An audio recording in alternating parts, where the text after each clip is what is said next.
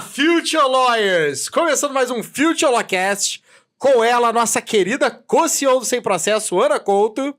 Boa tarde, pessoal. E aí? Ou boa noite, né? Bom dia, boa tarde, boa noite. Sabe que eu sinto falta também das palminhas, assim, off, batendo assim, quando a gente anuncia as pessoas. A gente já teve isso em outras edições.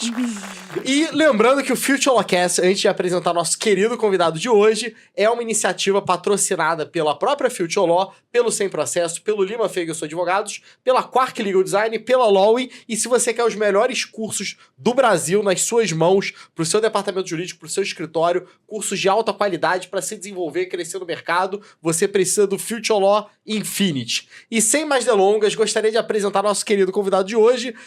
Ana conhece ele como Guto, alguns conheceram ele como Luiz Gustavo, mas está aqui hoje é o Potrick. E aí, Brunão? E aí, Potricão, tranquilo, cara? Tranquilidade. Prazer bom aí. Demais estar aqui, Aninha. Prazer, Bruno. prazer. Bom demais poder falar um pouco aqui de Legal Operations. Vamos falar de KPI, de OKR, né? A gente fica muito feliz. Ó, o Guto, ele tá na Infraero, procurador da Infraero, entrou lá em 2010, também é professor da Future Law, também é embaixador da marca, fala muito sobre indicadores de desempenho, então a gente vai ter uma verdadeira aula aqui hoje, né, Guto, com eu você.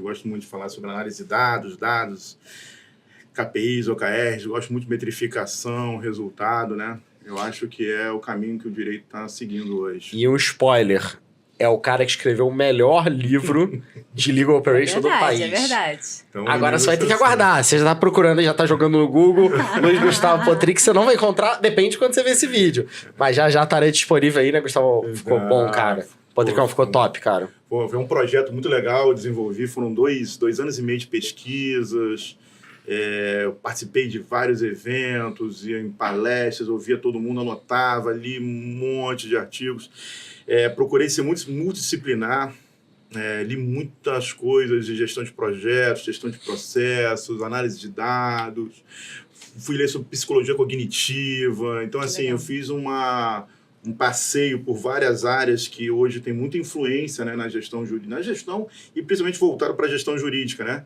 E peguei a ideia mais ou menos do livro, é você pegar todas essas multidisciplinariedades, essas ideias associadas à mandala do CLOC, né? As duas competências da mandala do CLOC, para que você vá traçando ali de forma mais objetiva, né?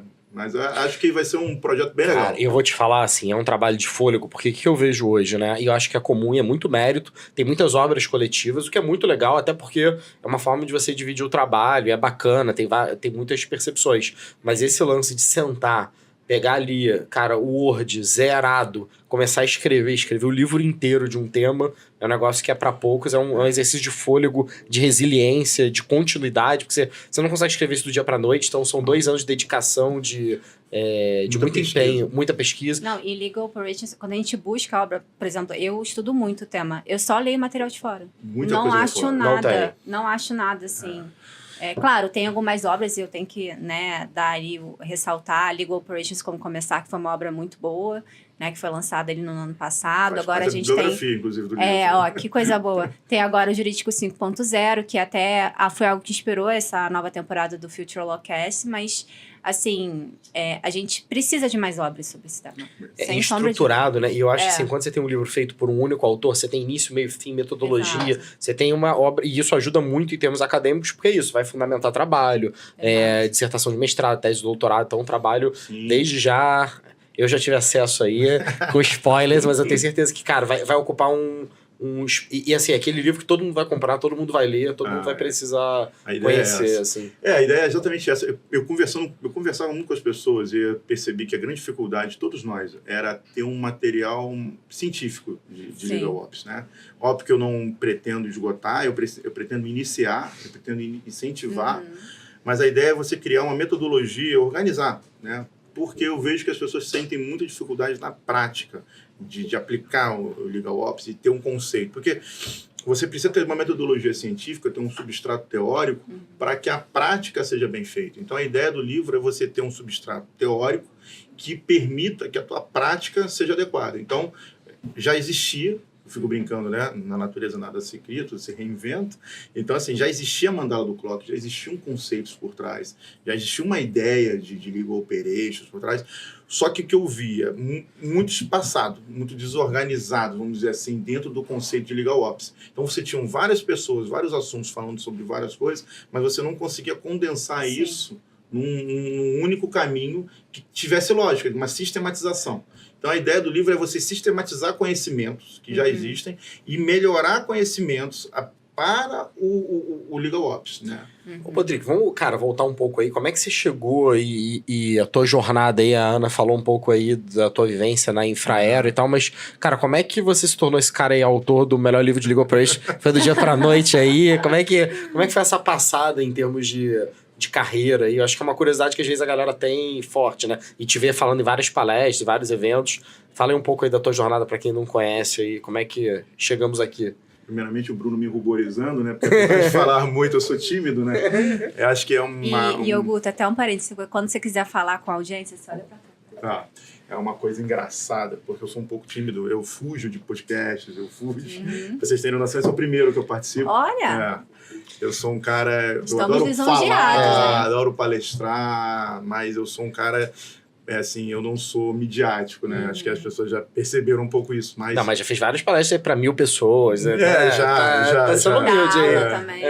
Mas, assim, foi um grande trabalho, que eu acho, assim, uma das coisas mais importantes na vida, quando você reconhece uma limitação, entende a sua limitação e trabalha para melhorar a sua limitação. Você nunca vai extinguir uma característica, uma limitação, provavelmente, mas você pode minimizar os efeitos que ela tem na tua vida. Então, é um trabalho que eu faço muito forte. E isso serviu muito na minha jornada, vamos dizer assim, de gestão na área jurídica, né? Eu entrei na Infraero em janeiro de 2010, já concurso público.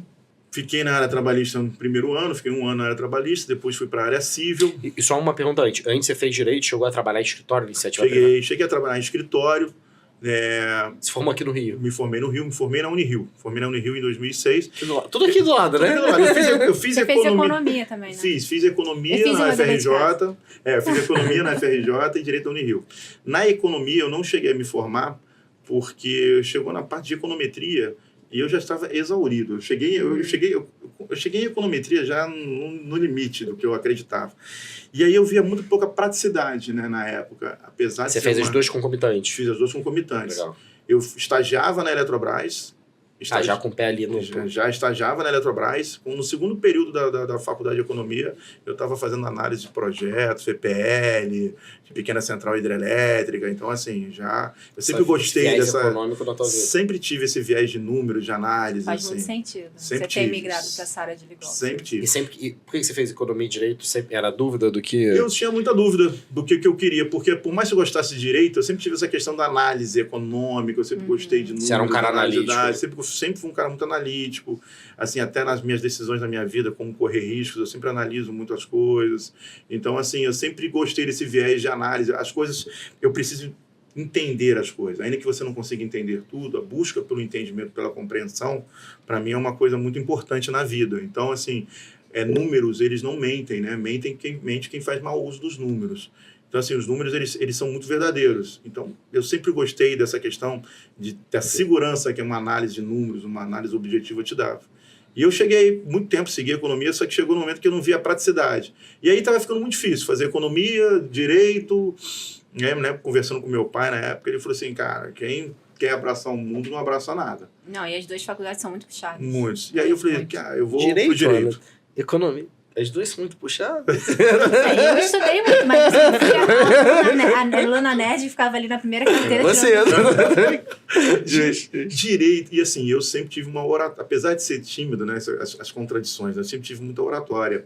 Sempre consegui falar muito bem, passar muito bem a comunicação. E aí eu fui fazer direito porque eu conseguia me desenvolver melhor como pessoa, como profissional. Eu sentia mais ligação. Eu sentia que eu podia fazer mais diferença no direito do que na economia. Eu não me via fazendo economia, me tornando um teórico de faculdade, fazendo projeções, mapas, não sei o que, dentro de uma faculdade só para dar aula. Eu queria ver o efeito prático na sociedade, né? Eu queria ver o efeito prático do que você pode fazer para mudar, para melhorar. E aí você largou a economia e fazendo estágio, fazer estágio. Larguei a economia, larguei o estágio, fiquei focado só no direito. E aí fui para escritório e tal. Qual área que você chegou a... Eu trabalhei muito na área civil e na área empresarial. Legal. Trabalhei na área civil, na área empresarial, mas assim, era um período também que eu estava muito confuso, assim, eu não gostava muito dessa coisa do dia a dia da profissão. Eu não gostava muito de despachar com o juiz, eu nunca fui muito do terno e gravata, dessa coisa do...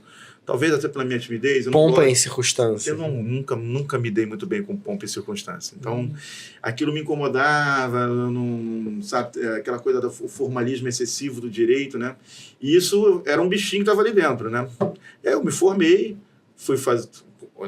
Eu brinco que as faculdades de direito, elas não formam advogados, elas formam concurseiro. Né? Você sai dali pronto, decorado o Código Civil, decorado tudo, mas você não sabe fazer um imposto de renda, você não sabe analisar um cálculo, você não sabe fazer negociação. Você não precisa escrever nem a procuração, né? Você não sabe fazer nada. Você não sabe fazer uma negociação com o cliente, você não sabe tratar nada. Você sabe tudo, Código Civil decorado, teoria, mas você não sabe o que faz o direito no dia a dia, né? E eu era um concurseiro como todo mundo que é formado. Aí fiz concurso, fui fazendo. E como eu sempre tive muita dedicação, muita coisa para estudar e para ler, eu sempre fui muito obstinado com isso. Chegou uma época na minha vida que eu estudava 12 horas por dia. Todo dia eu brincava para mim. Todo dia é segunda. Quando você está estudando para concurso? Isso no escritório e... Não, larguei tudo. Ah, largou tudo, você parou para estudar. Parei para estudar. Meu pai, na época, falou para mim, olha, eu consigo te ajudar aí, faz o seu colchão aí, consigo te ajudar por 2 anos. Você ficou ali... E aí ele ficou me ajudando por 2 anos, mas o meu pai, ele foi muito sagaz, porque ele me ajudou para eu não morrer de fome, né? Porque ele falou assim, não, eu me lembro na época na negociação com ele... Paga arroz e feijão ali... negociação com ele, a gente comendo um pastel em São Pedro da Aldeia, a gente sentado, que você quer quanto para parar para estudar? Isso nós estamos falando em 2007, né? Você quer 2008. Você quer quanto para final de 2008? Você quer quanto para parar para estudar? Pensei na época, pai, uns R$1.000, né? Dá tranquilo, né? Ele deu um riso assim, te dou 400. Eu falei, R$400, pai? O que eu faço namorando? Aí meu pai falou, isso ou não? Eu falei, cara, o que eu vou fazer com R$400? Bicho? Não dá para... Aí o que acontece? Ele me colocou num estado de necessidade tão grande que eu não tinha mais... Você estava desesperado para passar. Tinha que passar. Não tinha opção. Não tinha opção. Então, o que acontece? Eu fui aumentando lá e inconscientemente, eu fui estudando para concurso fazendo OKRs, pequenas metas. Então, como é que eu fazia para meu poder de concentração e qualidade de estudo? Hoje eu vou estudar 1 hora. Aí eu estudava 1 hora. Amanhã eu vou estudar 1h15. Aí eu estudava 1h15. Depois de amanhã, 1h30. Cada vez que eu batia a meta, eu aumentava um pouquinho, porque eu via que dava para aumentar. Ou seja, eu fui trabalhando com pequenas metas, sem saber o poder das pequenas metas, né? Porque eu não tinha conhecimento teórico sobre nada. E foi o que me fez. Chegou num ponto que eu estava estudando 12 horas por dia. E seu foco já era empresa pública ou você estava aberto? Meu foco era concurso. Meu foco era parar de ganhar R$400 por mês. Sair do estado de miserabilidade. E só no Rio ou fez Brasil inteiro? Fiz Brasil inteiro. Fui fazer... procurador do estado de Pernambuco, procurador do estado de Alagoas, fui fazer no Brasil inteiro. E aí você começa a passar. E passei para vários, e aí eu me lembro que eu passei para a Infraero, e a Infraero era uma empresa pública federal, preferia federal, tinha atuação nacional, ou seja, não ficava restrito a algum lugar, só podia ficar no Rio e tal. E na época o salário da Infraero, comparado com os concursos que eu tinha feito e tal, era um bom salário. Eu nunca tive aquela coisa de ser rico, milionário, né? Eu queria ter conforto, eu queria ter tranquilidade. Então, assim, era um bom salário, me dava um conforto, continuava. E aí passei, e eu me lembro que assim que eu passei, minha chefe, você chega toda empolgada. Isso, 2010. Quis mudar as teses da área trabalhista, minha chefe falou assim, senta aí, menino. já falecido André Montanari, você senta aí, te acalma aí, pega, calma, vai chegando com calma, né? E aí, me acostumando, fiquei na área trabalhista. Mas, cara, eu me lembro que ali foi começou ali a mudar a questão do contencioso para mim. Porque eu ia fazer E tudo internalizado, à época, tocando ali... Teu dia a dia era tocar o contencioso trabalhista da Infraero. Eu era um dos advogados trabalhistas. Ali eu fui vendo, cara, algumas coisas que eu não conseguia conceber. Justamente porque essa minha mente pragmática, números. Se uma audiência era marcada para as 10 horas, eu não conseguia aceitar que ela poderia começar às 2 da tarde. Como é até hoje. Mas isso acontece muito. E eu não consegui. E se uma audiência dura, em média, meia hora, como é que se marca de 15 em 15 minutos? Ou seja, antecipadamente você está dizendo que você não vai cumprir. Sim. Exato, feito para não dar certo. Isso começava a me incomodar muito, justamente por essa questão de análise. Mas isso está errado. Eu falei, mas isso não pode. Mas, cara, isso não tem cabimento. Tá? Então, assim, aí eu tive embates com juízes trabalhistas, eu tive 3 ofícios na OAB, porque eu contra-argumentava, mas isso não está errado, está certo. E você não podia contra-argumentar, né? Sim. Porque não são todos, não vamos generalizar, toda generalização é boa, mas tinha alguns juízes que simplesmente, se você questionava alguma coisa, o senhor está questionando a marcação das minhas audiências. Eu falei, não, estou. Eu falava, estou, porque está errado. O senhor está dizendo que estou errado? Estou dizendo que o senhor está errado. Então assim... Oficício, OAB. Aí eu ficava assim, aí essas coisas foram me minguando, né? E eu digo muito, o advogado de contencioso é um guerreiro. É um guerreiro. Eu trabalhei em contencioso. O advogado de contencioso é um guerreiro. É um guerreiro mesmo. É um guerreiro. Porque ele vai lidar com soberba, ele vai lidar... E uma das coisas que foi... Você não é bem tratado na maior parte das vezes. Uma das coisas que foi me minando. E a soberba não é só do juiz, a gente tem muito também esse viés negativo do juiz. Sim. A soberba é, inclusive, de próprios outros clientes, outros advogados. Por exemplo, colegas. Você vai lidar, às vezes, com um escritório maior, um ex-adverso muito mais forte, um escritório pesado. Eles olham para você como se fosse mesmo sendo concursado, tudo. Então, assim, o direito... ele tem esse viés da soberba e isso prejudica demais o desenvolvimento do direito em si. Sim. E isso é uma das coisas maravilhosas da Legal Ops, porque na Legal Ops não tem espaço para soberba. Pragmatismo, né? Números são pragmáticos. Números não tem enfeite, entendeu? Não tem latim, não tem ipsis literis, você não precisa escrever. Aliás, nem se estimula a se escrever 15 laudas num relatório de Legal Ops, porque ninguém vai ver.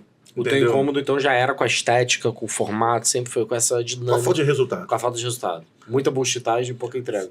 Eu me lembro que uma vez eu tive que fazer uma contestação, uma ação civil pública do MPF, e era um assunto muito sobre lixo urbano, no Galeão. E foi um assunto que, cara, eu comprei livros, eu estudei, eu li, fiz uma petição, escrevi, era um assunto difícil, um direito fora da caixa, assim.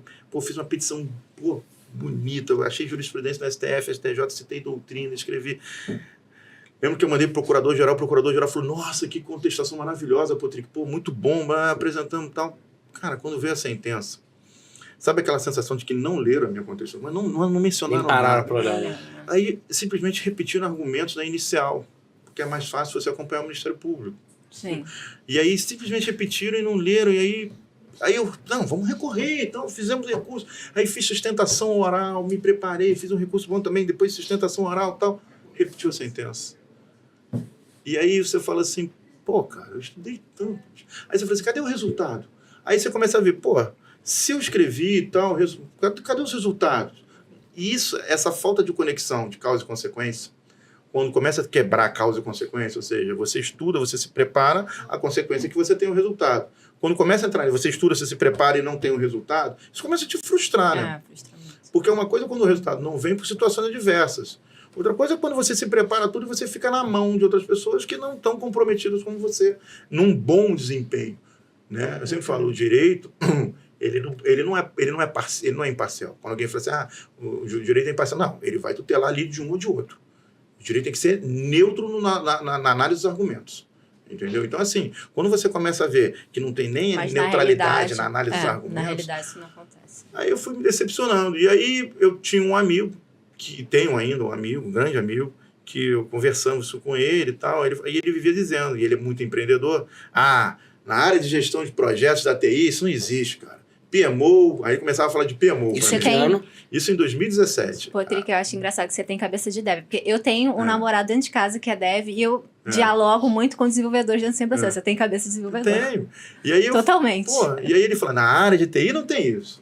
PMO é prática. Eu falei, o que é isso, PMO? Aí ele foi me falar de Waterfall, aí começou a falar de Agile, e eu sempre fui um cara que lia muito, falei, me dá uma orientação do que eu vou ler aí, me dá um livro para ler. Eu fui ler o PMO Book. Nossa, é enorme. Primeira coisa que eu fui ler em gestão, fora do direito, foi o PMO Book. Era para eu ter desistido ali, né? Porque é muito denso, eu já tentei ler, realmente. Mas aquilo foi, nossa, que mundo é esse, né? Que pragmatismo e tal, isso em 2017. Eu falei, aí eu me lembro que eu tive um insight assim, cara, imagina se tivesse isso no mundo jurídico. Aí eu falei, cara, não A sei tua do ideia, que... a tua visão foi assim, um estranhamento. Nunca. Duas dimensões diferentes da realidade. Né? Aí eu falei assim, cara, as pessoas estão avaliando. Aí eu me lembro que chegando, eu olhei, comecei a estudar métricas. Eu me lembro que eu tinha um chefe na época, que ele virou... Gente boa, mas ele, assim, é no mundo jurídico. Ele virou não, temos que mostrar aqui que nós estamos trabalhando. Olha aqui, ó, apresentamos 400 petições esse mês. Pô, fizemos 400 petições. E eu me lembro que eu falei assim, na época, eu falei assim, tá, e o que representa essas 400 petições? Aí todo mundo, os advogados, os procuradores lá, mas como assim que representa? Representa que a gente trabalhou muito, pô. Fizemos 400 petições. Não, tá, mas o que significaram essas 400 petições? Resultado disso na ponta, né? Porque eu comecei, né, aí assim, mas isso não tem como medir, o trabalho do advogado é técnico. Essas afirmações que você ouve até hoje, isso começou a me incomodar de tal forma que eu falei, não, cara, não aceito esse tipo de resposta. O direito é técnico. Sim, o direito é técnico, a engenharia é técnica. Todos os ramos são científicos. Mas a questão é, alguns ramos estão mais preocupados em dar resultado, em apresentar resultados, em parar de maquiar, em parar de esconder, tentar se esconder, criar feudos, né, para você não mostrar resultados. E aí eu comecei a falar, tá, beleza, cara, não aceito isso. Isso é uma coisa que começou a me resignar. Aí eu comecei a estudar, fui ler e tal. E aí, um dia, dando Google, em 2019, dando Google, cursos de gestão jurídica, me aparece Future Law. Bom SEO, hein? Valeu, galera do marketing. Mas foi assim? E agora você é professor, ó. E eu fiz a primeira turma, que foi com o Paulo ainda. Quando o Paulo estava fundando no Mercado Livre ainda. Primeira turma de Legal Operations da Future Law. Fisicamente, né? Cara, e ali abriu minha mente. Aí fiz INSPER também, gestão jurídica no INSPER, antes de 2019, início de 2019. E esses 2 anos entre o livro e foi de inconformismo. Foi de inconformismo, pegando matérias e lendo coisas, gestão de projetos, mas até ali eu cheguei a pensar em sair do direito, cara. Eu cheguei a pensar, não, cara, eu vou para a área de gestão de projetos, vou trabalhar com gestão de projetos. Eu comecei a consumir muita coisa de Agile, aí eu comecei a estudar... Você conseguia ver como é que era possível botar isso para dentro do... Porque eu não via ninguém fazendo. E aí eu não tinha parâmetro, não tinha noção. Eu falei, mas como é que eu vou querer implementar? Como é que eu vou fazer? Não tem ninguém fazendo isso, né? E aí quando eu tive essa aula na Future Law, de Legal Operations, que aí eu comecei a ver que tinha outras pessoas. Opa, não estou sozinho, né? Aí eu vi cases, começar a criação do Mercado Livre, o Paulo, um grande pioneiro nessa parte, né, de Legal Ops, falando, eu falei, faz sentido, bicho. Aí eu fiquei lembrando da tiazinha do escritório, falei que eu não esqueci até o nome dela, que fazia o controle dos cálculos, dos gastos, que ela dizia, e ela já fazia intuitivamente, olha, nós estamos gastando muito, temos que diminuir os gastos, o ideal é essa margem, ou seja, ela já fazia desvio padrão, né? Sem saber, já fazia limite superior, limite inferior, fazia análise estatística. Ou seja, já existia no direito. Aí eu comecei a ver, existe sim. Existe uma área de back-office de suporte jurídico que faz os escritórios funcionarem, que faz os departamentos jurídicos funcionarem e que são estratégicas pra caramba. Engraçado, cara. A gente teve nos cursos online da Future Law uns 25 mil alunos. Já até passou isso hoje nos online. E quando era presencial, que foi pré-pandemia, que a gente não tinha nenhum curso online... Era comum, assim, as turmas tinham, sei lá, 50 alunos. E é engraçado que hoje, muitas vezes a gente está entrevistando, falando com a galera, que é essa galera que consumiu os primeiros cursos de 2017 a 2019 e que hoje são as grandes lideranças, mas era um clube muito pequeno, porque a gente, você vê, a gente tinha um curso ali, quantas pessoas deviam ter na sala? 50, por aí? Por aí, cara, por aí. Tem pessoas que têm amizade até hoje. E era muito próximo, porque eram muitos inconformados juntos, tinha aquele lanche lá da Field, que tinha lá os biscoitos e tal, e a galera se conectava muito. E esse era um valor muito grande, porque era presencial, tinha esse sacrifício, a galera tinha que vir do Brasil inteiro, era comum a galera vir... São Paulo, do lado também pra gente, mas era muito legal. Mas era muito comum vir gente, cara, do Rio Grande do Sul, do Rio Grande do Norte, gente do Brasil inteiro, pra assistir as aulas, tanto é que a gente planejava, às vezes vamos fazer uma semana pra permitir que a galera viesse, e é engraçado, daquele grupo surgiu muita coisa.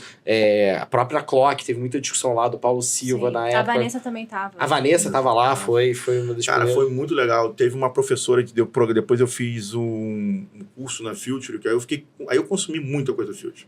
Eu fiz aqueles smart contracts, né? Aí me abriu a mente para dev. Que aí começou aquelas em Python, desenvolvimento, contratos inteligentes, autoexecutáveis. A gente tem umas aulinhas de Python lá pra galera.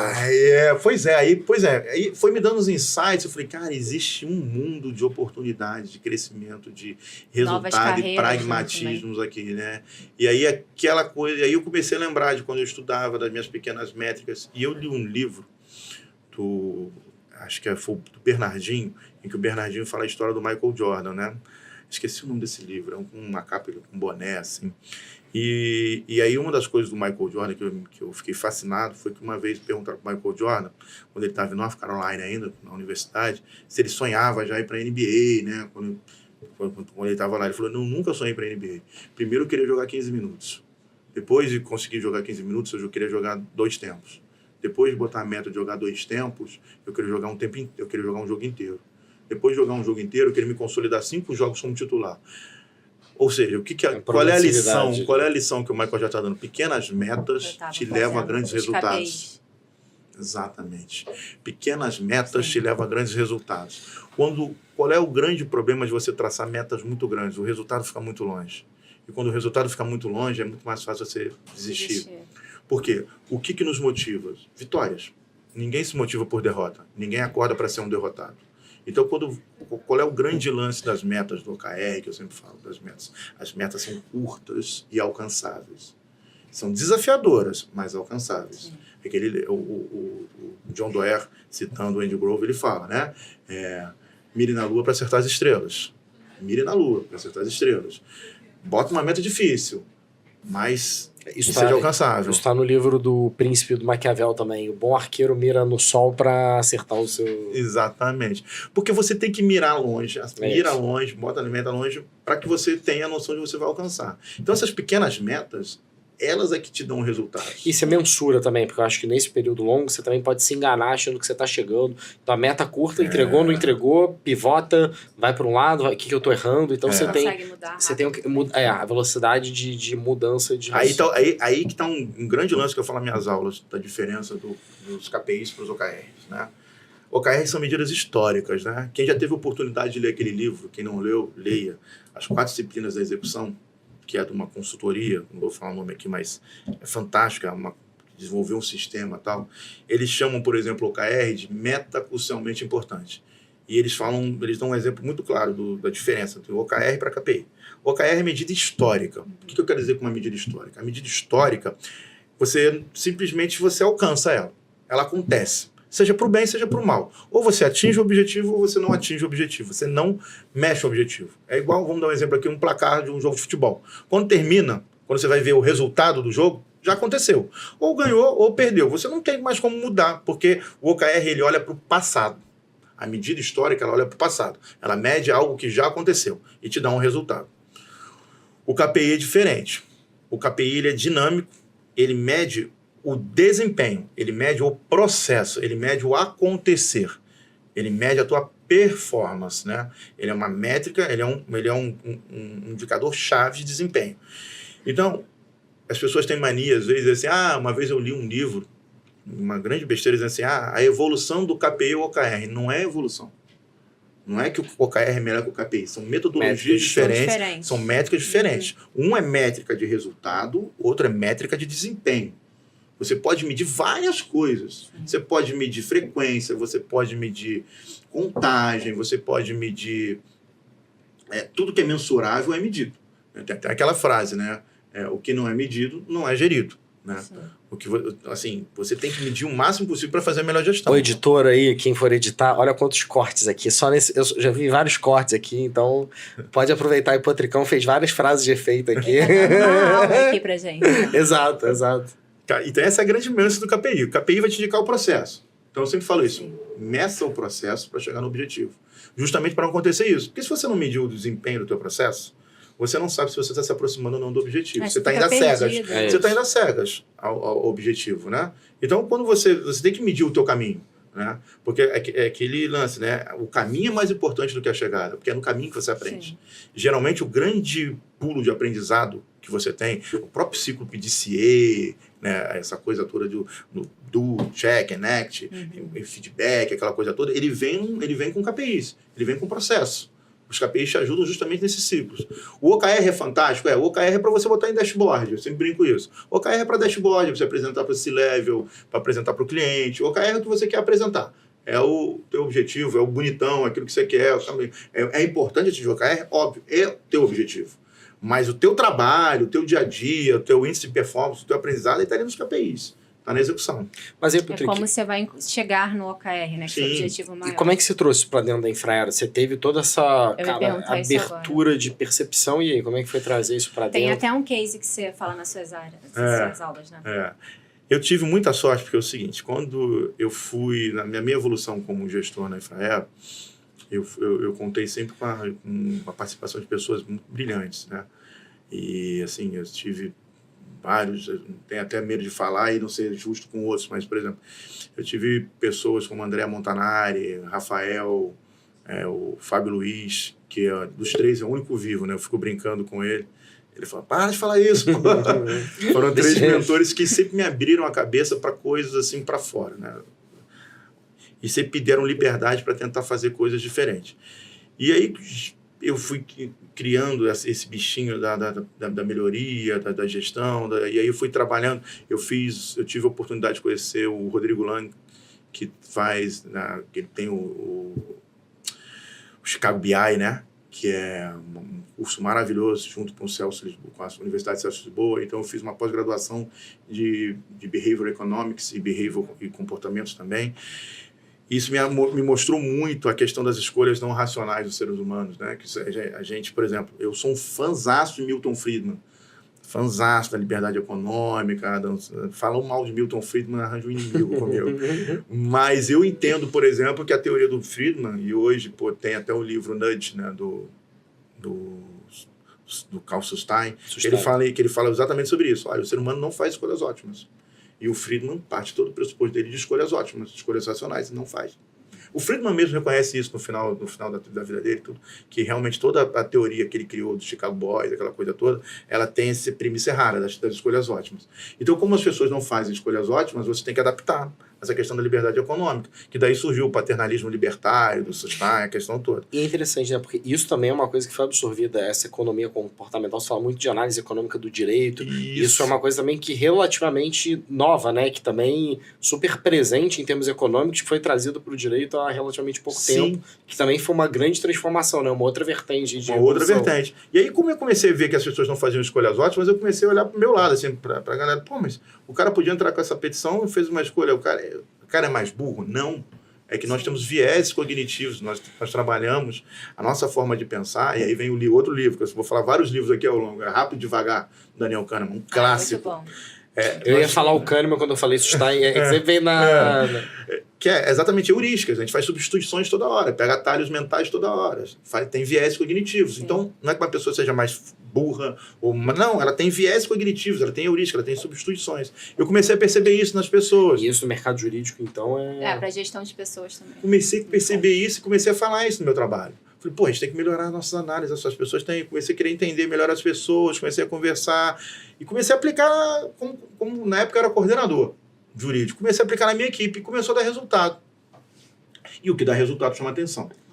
E aí, na época... Mas como é que foi essa implantação? Como é que foi o day one? Assim, vou começar a estabelecer KPI aqui para minha turma? Não foi assim. Eu primeiro fui fazendo... Antes de ser pragmático, isso também foi intuitivo, mas se mostrou ser muita verdade.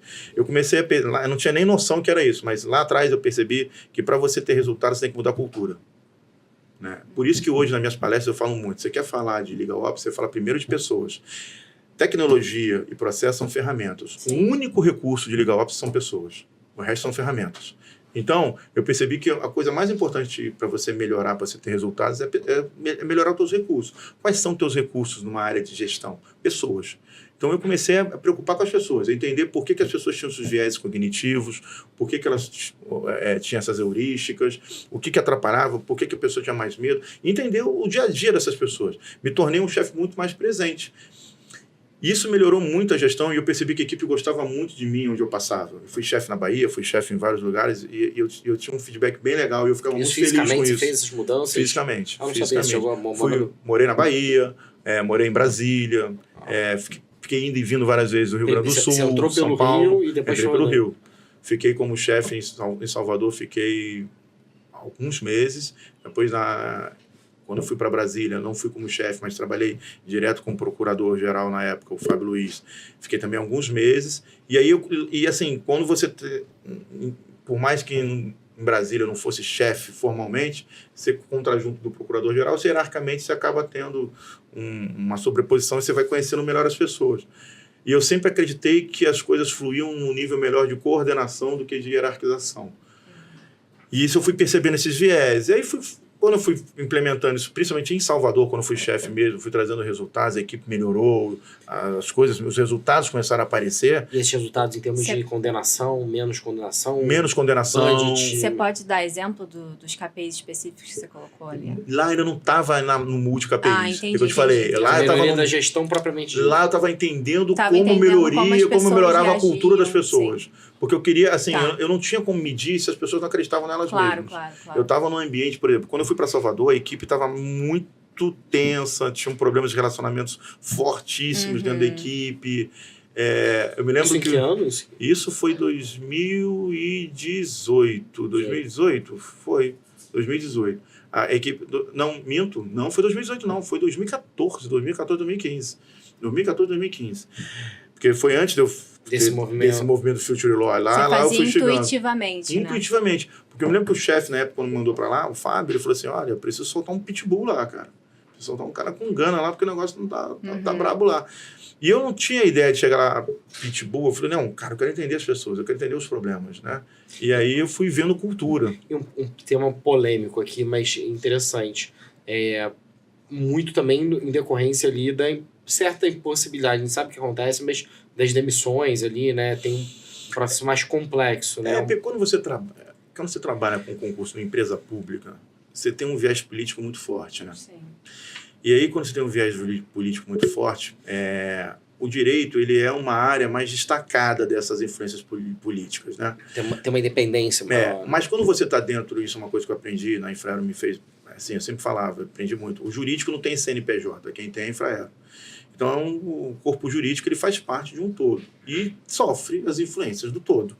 Então, você tinha uma influência política, uma pressão em cima dos advogados em Salvador, na época, uma questão de políticas do superintendente na época, muito forte. E eu tive que blindar muito a equipe, como chefe, tive que aprender muito blindar a equipe, desenvolver confiança para conseguir resultado, né? As pessoas têm que acreditar que elas podem gerar resultado, que elas estão no ambiente, que elas são capazes de gerar um resultado. Essa é a primeira mudança cultural antes de você falar em metrificação, resultado, qualquer coisa. Nem sonhava ainda. Eu mudei muito essa questão da cultura. E quando eu voltei, terminou lá, quando eu voltei com os resultados, aí eu comecei a analisar os resultados que me trouxeram resultados. Pô, o índice de Salvador melhorou muito em procedência. Pô, não estou mais perdendo prazo, perdi-se muito prazo lá, não está mais perdendo prazo. Pô, parabéns, chefia maravilhosa. E eu recebi um feedback muito legal da equipe. Eu falei, cara, vou implementar isso daqui para frente. Quando fui coordenador, eu comecei a pensar essas coisas. Mas na Infraero, ainda ali, enquanto coordenador, gerente, eu não pensei muito. A virada de chave para a gestão mesmo, nessa parte, foi quando a Emanuele, que é a atual superintendente de participações societárias da Infraero, ela assumiu a superintendência jurídica. E a Emanuele era muito ligada também a uma profissional que hoje é advogada também, que hoje está na NP cedida, Daniela Uchoa. A Dani Uchoa e a Manu, elas tinham uma mentalidade muito de ver o direito, muito como gestão.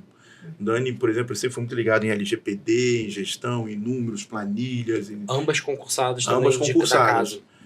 E eu era gerente e a Manu superintendente. A gente começou a conversar sobre melhorias do processo, cara, de trazer números e tal. E eu já tinha feito Future Law. Eu já tinha feito os cursos da Future Law. Falei, Manu, conhece esses caras aqui? Falei, vai conhecer a Future Law, conhece esses caras aí. E aí a Manu se amarrou. Foi quando começou aqueles primeiros contatos com você, lá atrás, estamos falando em 2000 e... Foi antes da pandemia, Foi antes da pandemia. Foi antes ali da pandemia. Aí a Manu começou a gostar dessa ideia de gestão, aquilo começou a brotar. E assim, como é uma empresa pública, é um processo lento. Claro, né? tudo demora de conscientização. muito mais, porque éramos eu e Manu assim, algumas outras pessoas que ainda aderiam, tinham amigos, mas a maioria das pessoas não tinha. E não por demérito, não. É porque realmente o mundo jurídico ele ainda não está maduro para a parte de gestão. Mas você fala isso, mas por outro lado eu vejo que é surpreendente, porque foi um dos principais cases à época de uma empresa pública.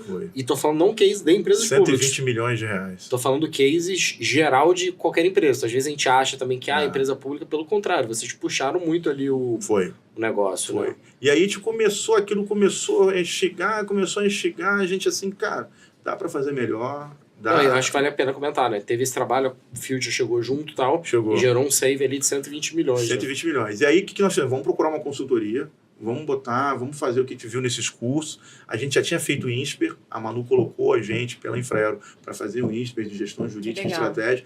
Isso, início de 2019, despertou mais ainda. Aí no INSPER eu tive aula com a Mira, entendeu? Eu tive aula com o Flávio, com vários professores, com o Fred, que é do DJ. Pô, entendeu? Caras que me deram, inclusive amigos que me deram vários insights, situações. Eu falei assim, mano, é isso. Vamos pegar tudo isso aqui, porque não adianta a gente ficar fazendo cursos, gastando dinheiro, isso não aplica. Botar na prática, né? A mente pragmática, a mente do dev, né? Vamos aplicar, vamos desenvolver, né? E aí, vamos desenvolver, vamos aplicar, como é que vamos fazer isso? Vamos procurar consultoria, chegamos na Future Law Studio. Com o Cris, na época era Cris, Thales, Daniel... Era Cris, Thales, Daniel e Gabriela. Eram os 4 que estavam trabalhando ali. O Cris, vendeu muito bem, trabalhou muito bem essa ideia.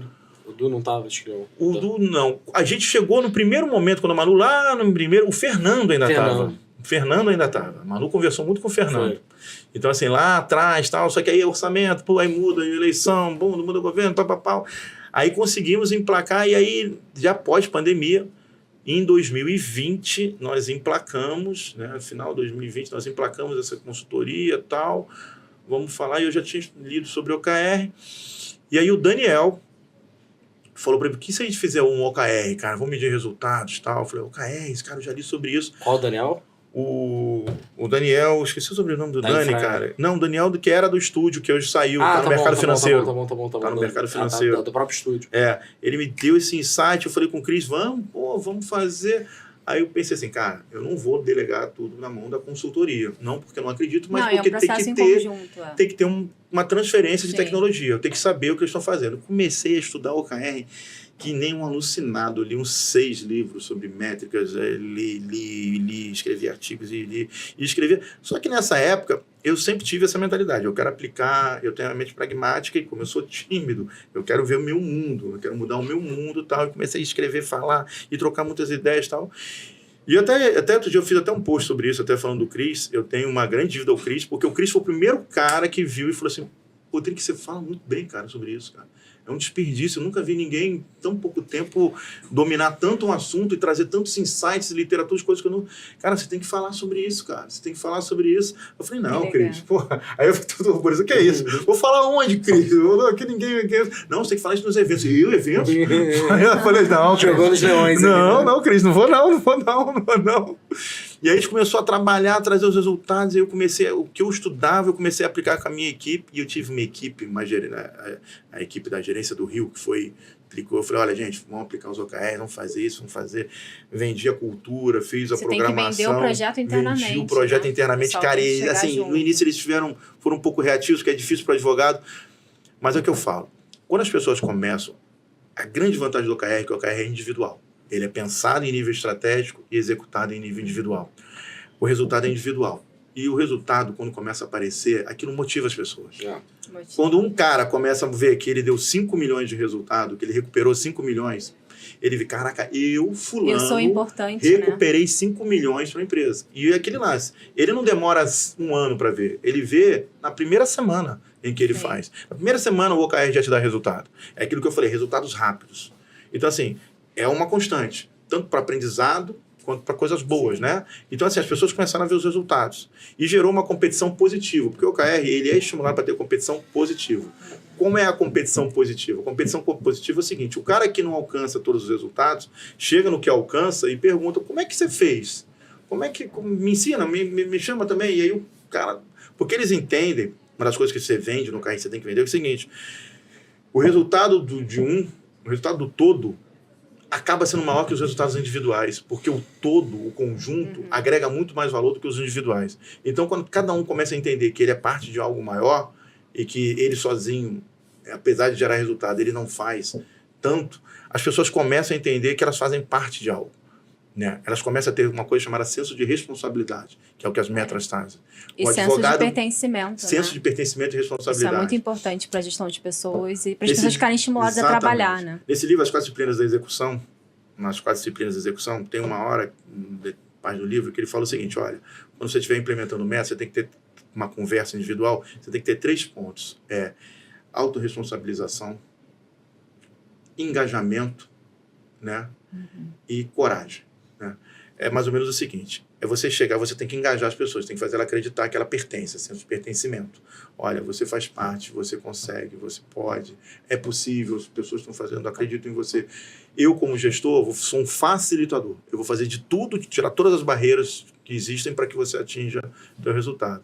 Mas eu preciso que você se responsabilize. Sim. Você vai se responsabilizar por isso? Você vai me entregar esse resultado? Você vai me entregar? Não é tentar, não. Você vai me entregar esse resultado? Porque o cara pode não entregar o resultado, mas aí vamos estudar por que não entregou, Sim. entendeu? Foi uma meta mal feita e tal. Mas as pessoas têm que ter noção de responsabilidade. As pessoas não podem se sentir não responsáveis pelos resultados do ambiente de trabalho onde elas estão. É aí que entra a cultura. Por isso que eu falo que pessoas e cultura são muito importantes. E aplicamos. E deu esse resultado absurdo. Esse é um desafio, eu volto a dizer, por estar numa empresa pública, vocês acabaram criando uma cultura no jurídico, até porque você é uma empresa muito grande, né? Uma cultura no jurídico. Vocês isolaram uma cultura do próprio jurídico que passou a ser uma cultura de resultado. Eu acho que o evento também ajuda muito nisso, né? Porque vocês começaram a ter exposição, o case Infraero, o cara começa a se sentir orgulhoso, pô, tô num jurídico vitorioso, olha ali a galera mostrando case, gerando save. Cara, de uma forma geral, o jurídico da Infraero é muito bom. Sabe? As pessoas se engajaram demais. E nós estamos falando em engajar pessoas no Brasil inteiro. Difícil, um jurídico totalmente centralizado, numa época de pandemia, de teletrabalho. E assim, de uma forma geral, as pessoas têm reclamações, o cara, eu tenho muita petição, ainda tem que ficar fazendo isso. Mas começa a mostrar para o cara que tão importante quanto a petição dele é o resultado que a petição dele gera e mostrar esse resultado. Para eu mostrar esse resultado, eu preciso medir. Se eu não tenho OKR, eu não consigo mostrar o resultado do trabalho dele. Mas é engraçado. É pro bem dele. E eu acredito muito nessas metodologias. A gente no escritório também começou a implementar muitos anos atrás, por exemplo, metodologia ágil, fazer daily, planning. E aí é engraçado, porque num primeiro momento é a mega resistência. Cara, eu nunca fiz isso, por que eu tenho que fazer isso? Por que eu tenho que sentar? Mas depois que você faz, o negócio entra tanto na cultura. Hoje, por exemplo, o cara entra qualquer pessoa no escritório, é tão natural falar de daily, até as nomenclaturas da metodologia estão inseridas como se fosse um padrão. Talvez alguém que venha trabalhar no escritório, por exemplo, no primeiro dia e fique aqui alguns anos, ele acha que isso é um padrão benchmark do mercado e não é. Você vai olhar para os escritórios, para as empresas, Cara, empresa e escritório tem um déficit de gestão absurdo. Quanto mais gestão baseado em metodologias mais inovadoras, mais modernas. Então, talvez o cara que tá lá na frente fale assim, cara, isso aqui é o padrão do mundo. Se ele for para uma empresa ali do lado, ele vai ver que tá totalmente... As pessoas precisam entender isso. Elas têm que entender o seguinte, quando você melhora a performance, você melhora o seu trabalho, o seu dia a dia. Por exemplo, você ter um monte de processo, um provisionamento equivocado, gera muito mais trabalho para você, porque você vai ficar chamando o alerta para um processo que tem 1 milhão, 2, 3, 5, 10 milhões provisionados e não tem, e você vai ficar perdendo tempo nesse processo. Sim. Então, quando você higieniza a base, porque o OKR ensina isso também, a higienizar a base, a melhor avaliar, você otimiza o teu trabalho. E quem otimiza o trabalho, trabalha bem. Eu sempre brinquei, trabalhar muito não é sinônimo de trabalhar bem. Né? Quem já estudou metodologias ágeis, quem já leu, por exemplo, Scrum, tem um dado científico que diz que o cérebro humano ele tem uma limitação de 6 horas de ápice. Após 6 horas contínuas de trabalho, o cérebro humano entra num decréscimo, processo de glicemia, de queima. Ele não consegue mais produzir na mesma performance. Então, assim, não adianta você... tem gente que trabalha 12 horas. Pode trabalhar 12 horas, mas pode ter certeza que nas 6 horas, pós 6 horas, ela começa a correr um risco de trabalhar mal e de gerar déficit, de falhar, de gerar erro muito grande. Então, eu sempre digo, vamos otimizar o tempo, e para otimizar o tempo, você tem que ser pragmático. Você tem que trabalhar bem. Você tem que saber priorizar, né? Tem que saber priorizar. Que é uma dificuldade muito grande na maioria das pessoas. Total. Ainda mais no mercado jurídico que não tem essa visão analítica, né? Muito subjetivo, não vou no que fala mais alto, quem está gritando mais. Agora, uma curiosidade que eu tenho, como é que você está vendo a inteligência artificial, principalmente inteligência artificial generativa? Como é que está isso na tua O teu uso aí, tá usando o ChatGPT, não usa? Eu uso muito o ChatGPT, mas eu uso com prudência pelo seguinte, como é que eu vejo isso? A inteligência artificial, principalmente a generativa, que trabalha com deep learning, machine learning, que redes neurais, né? Ou seja, pensamentos sequenciais, cognitivos, a gente não pode esquecer o seguinte, é um grande banco de dados. É um grande banco de dados que trabalha com algoritmos, combinações para te dar análise. Mas ele não tem cognição humana básica como nós temos. Por exemplo, nós processamos em diversas informações, diversas heurísticas diariamente, que a máquina, por exemplo, se fosse fazer o que nós fazemos, ela sobrecarregaria. A máquina ainda não alcança o nível de cognição humana. Então assim, a IA, por que eu estou falando isso? Novamente, vai ter aquela tecla. A IA não vem substituir o ser humano. A IA, a inteligência, essa machine learning, essa generativa, ela é muito boa para quê? Trabalhos repetitivos. Aquilo que o ser humano está perdendo tempo. Mas, por exemplo, a IA não é criativa. Ela não vai criar coisas disruptivas.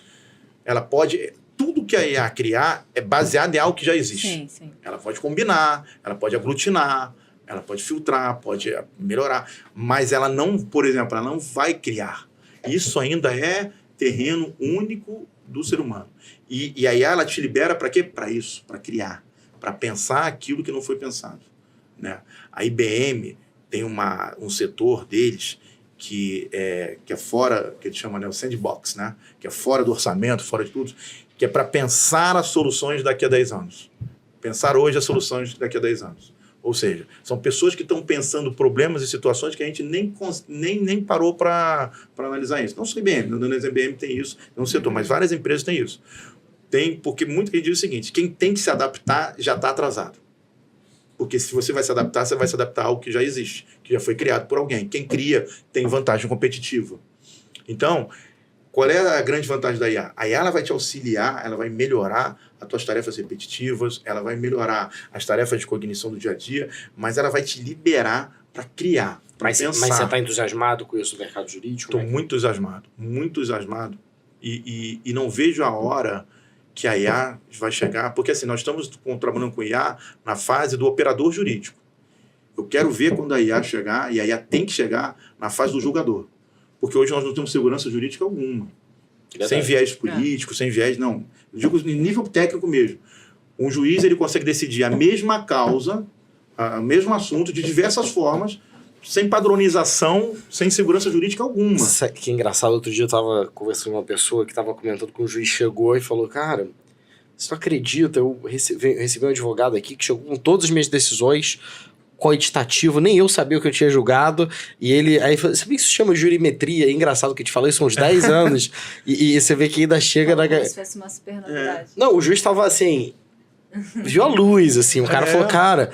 Porque o que surpreendeu muito ele foi o advogado, porque assim, é uma coisa muito óbvia, mas ele nunca tinha visto. E o advogado foi despachar falando, olha, você já tomou essa decisão em não sei quantos percentuais. E aquilo surpreendeu ele num nível, porque ele nunca tinha parado para analisar os números dele, o nível de decisão. Então é interessante. Porque o que está acontecendo? A inteligência artificial, a tecnologia, ela está entrando no judiciário de cima para baixo. Com certeza. Tinha que ser o contrário, tinha que ser da base para cima.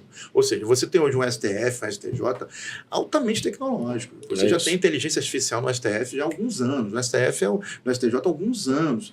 Inclusive, a gente participou de um chamamento público do STF, justamente fazer um protótipo de IA. Então, eles já utilizam isso. Só que a IA procure lá no Instagram da Ana, ela, Barroso, a galera lá, todo mundo. Só que você precisa de IA no julgamento do juizado. Exato. Que é repetitivo. Ali do juizado, a primeira instância, aquelas causas repetitivas, né? Exato. Ação contra a telefonia móvel, ação contra fornecedor de serviço, aquelas que... Se você tiver um IA generativo que entenda, que ajude o juiz nessas demandas repetitivas e que tenha um efeito complexo muito menor e uma reverberação muito menor em termos individual, mas em termos de massa, de massificação, de segurança, padronização das decisões... Isso tem um efeito tremendo, assim... Nem só em termos de previsibilidade do judiciário para o setor judiciário, mas o setor econômico brasileiro como um todo. Por quê? Por que as pessoas não investem no Brasil? Porque existe uma insegurança muito grande. E o jurídico é um dos principais. Então, assim, a gente precisa ter isso, né? Dos exemplos que eu dou, que eu falo o seguinte, por exemplo, quando você tiver, por exemplo, quando a IA começar a trabalhar, porque assim, não é se, é quando. Não é se, é quando. Quando a IA começa a trabalhar nisso, você vai ter, inclusive, uma padronização, por exemplo, do dano moral. Porque hoje, é uma coisa muito ruim que acontece, por exemplo, por exemplo, assim, loteria, né? Se é um artista, não sei da onde, não sei do que, o juiz, fulano, 20 mil dando moral. Tudo bem, você tem a questão da imagem, você tem toda aquela sobreposição. Sim. Né? Mas até que ponto é proporcional? Se é a empregada doméstica, é 2 mil. É tão desproporcional 20 mil, 2 mil, a honra dela. Entra dos viés lá que você estava falando. Exato. E você nem precisa ir longe. Até ações contra a Light. Tem uma moça que me ajuda na minha casa, ela recebeu uma indenização que eu nunca vi na minha vida de alta, assim. Porque ela teve um corte de luz na residência dela. E assim, não tem padrão nem pra isso. Então, uma coisa pequena, que deveria já ser padronizada. O juiz pode ter sido no dia anterior, ter acabado a luz da casa dele. A juíza ter pé da vida com a Light, aí caiu pra ele dar a sentença. É muito 30 mil, pronto. É o viés. O viés, entendeu? Ou se não... Exatamente. E o que a inteligência artificial não tem? Viés. Ela faz heurística, substituição, mas ela não tem viés cognitivo, porque ela é um banco de dados. Justamente porque ela não cria. O viés cognitivo, ele está na criação. Ele está nos teus traumas. Máquina não tem trauma. Sim. Máquina é 24/7, seguindo o banco de dados. Então, ele vai criar proporcionalidade. Ele vai criar, por exemplo, se A, B. Entendeu? If do. Então, assim, eu vejo com muito entusiasmo a inteligência artificial generativa na parte do julgador. Vai ser bom para o juiz, porque, por exemplo, o juiz hoje reclama muito, e de fato, o Brasil judicializa muitas coisas. Muito. A gente judicializa coisas que os outros países resolvem na harmonia. As pessoas conversam. Hoje em dia, os vizinhos não conversam. Não, tem gente que entra com a ação. Entra com a ação porque subiu o gato no telhado. Então, realmente, o judiciário brasileiro, e isso é estatística, números, é abarrotado. Então, hoje, você realmente não dá para exigir de um juiz, de um julgador, que ele consiga ler. E além de tudo, nós temos muitos advogados. Nós formamos advogados demais, operadores demais, e advogados não preparados, conscientes dessa ideia. Por exemplo, para que um cara, num juizado especial, vai fazer uma ação de 15 laudos numa inicial para discutir uma falha de uma prestação de serviço? Dá os fatos e o direito. Você não precisa ficar estudando jurisprudência. Então, quer dizer, a inteligência artificial ela ajuda muito nesse ponto de condensar a informação e padronizar ideias, padronizar atitudes. A gente criou no semi-processo o Spectre e um dos módulos é o criador de petição. Aí você falou de fatos, eu lembrei. Lá, por exemplo, você pode subir os fatos num áudio, sei lá, o cliente mandou para você. Você fala qual é a causa raiz, é uma ação contra qual empresa, e ele cria a petição inteira e cita jurisprudência e faz todas as correlações ali necessárias. Fantástico. Instantâneo, assim, um negócio... Esse eu acho que é o futuro. Eu acho que o futuro é o seguinte, pragmatismo. Eu sempre falo o seguinte, a gente tem que ser cada vez mais pragmático. A gente tem que ser cada vez mais objetivo. E por que tem que ser mais pragmático e objetivo? Porque o mundo é cada vez mais dinâmico. Você tem cada vez menos tempo para tomar decisão. O processo de tomar a decisão, está cada vez mais curto, está cada vez mais instantâneo, está quase instantâneo.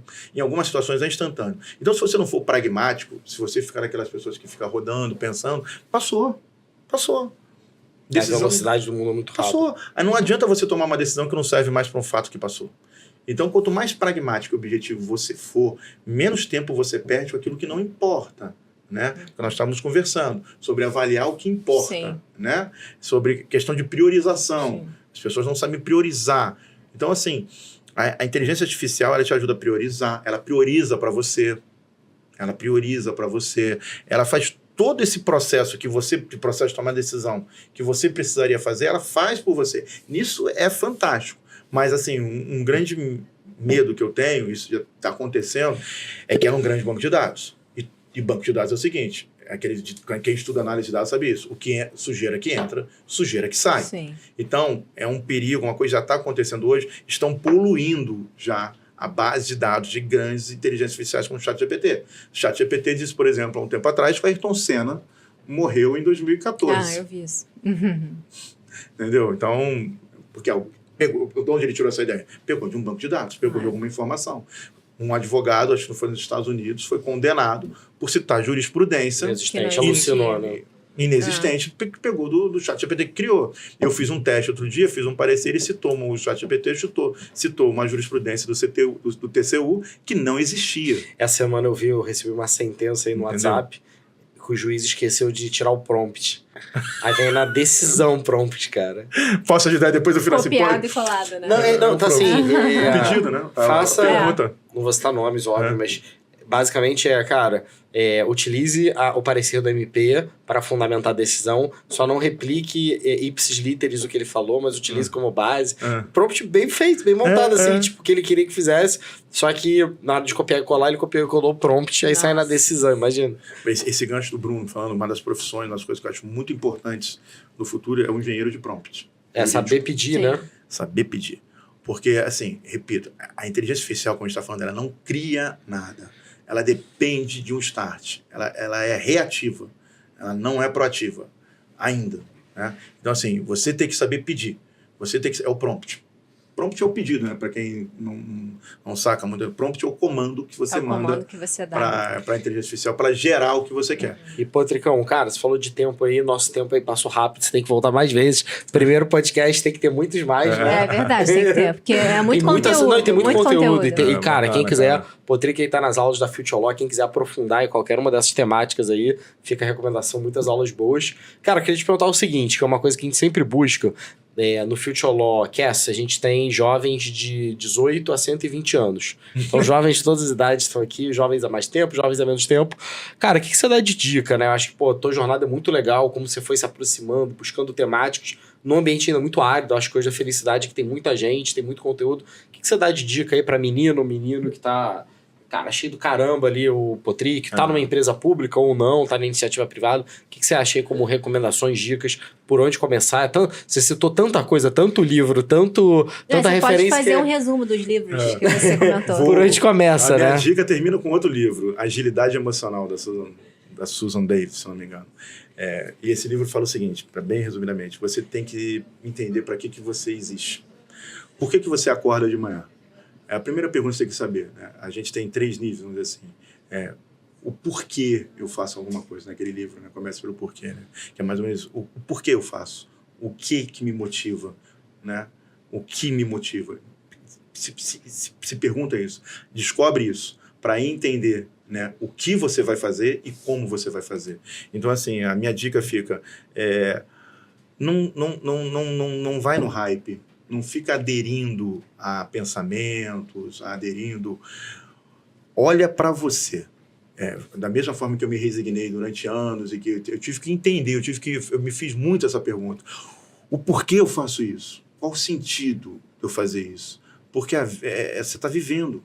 Seu trabalho é sua vida. Então, a dica que eu fico se pergunte o porquê você faz o que você faz. Por que você faz o que você faz? Para entender se realmente você está no caminho certo ou se não é, se você não pivota, tá feliz, né? ou se você não pivota. Tá te acrescentando, né? Ô, Tricão, obrigado, Ana, aí sempre conosco. Ana, as palavras finais aí, recados finais. Recados finais? Ó, sigam o Sem Processo nas redes sociais para quem não segue, Future Law também. O Spectre.